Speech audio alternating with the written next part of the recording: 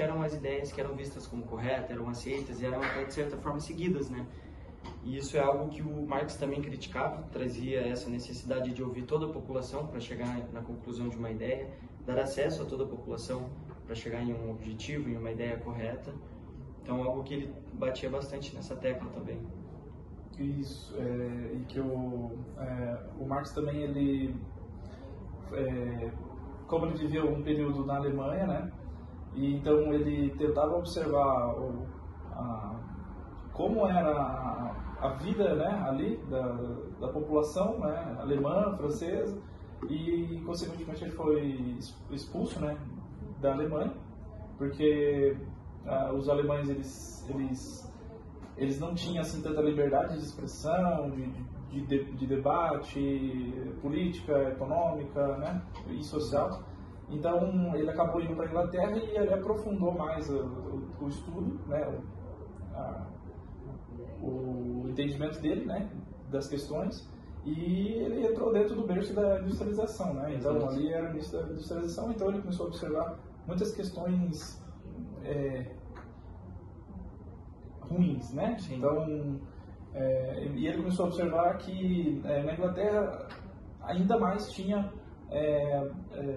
aquele controle sobre a população. Quem tinha mais controle da população é que tinha mais acumulação de riqueza. Perfeito. Deixa eu passar. Daí a gente trouxe também algumas imagens aí para o pessoal ver e poder acompanhar como foi a nossa reunião. Então a gente fez uma reunião ali de 1 hora, tiramos todas as nossas dúvidas, trouxemos a questão histórica, né? Então como foi a história disso, como surgiu, como ele influenciou o mundo que a gente vive hoje em dia, os países. Então foi uma reunião ali bem produtiva que a gente conseguiu tirar todas as dúvidas que a gente tinha. Uhum. A gente trouxe também alguns pensadores que têm uma visão um pouco diferente, né? Geravam algumas críticas às ideias de Marx e vice-versa também.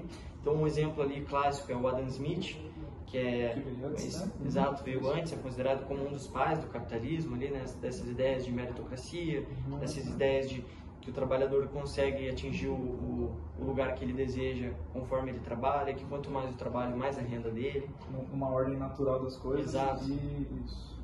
Traz também, exato, traz também um pouco a ideia, apesar de não ser o foco, mas ele conversa e trabalha a ideia da mão invisível do mercado, que é aquela ideia de que o mercado se autorregula, não precisa da influência do Estado, né, para estar intervindo, estar incentivando a economia, é algo que acontece pela iniciativa privada.